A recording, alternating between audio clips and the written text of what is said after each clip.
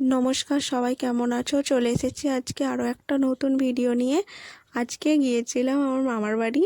তো মামার বাড়িতে এত আম হয়েছে একটা হিমসাগর গাছে, তো বলার মতো নয়, মানে গাছের ডাল ভেঙে গেছে, জানো এত আম হয়েছে। তো সেটাই মা পাড়ছে আচার হবে বলে। তো অনেক পেরেছি, এক ঝাঁকা পেরেছি আম।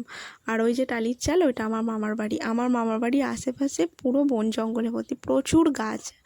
তার জন্য ছোটোবেলায় আসতে ভয় পেতাম, প্রচুর শিয়াল ঘোরাঘুরি করতো উঠোন দিয়ে। তো তোমরা দেখো পুরো ভিডিওটা এবং আমার চ্যানেলটা সাবস্ক্রাইব করে দিও, ভালো লাগলে একটা লাইক করে দিও।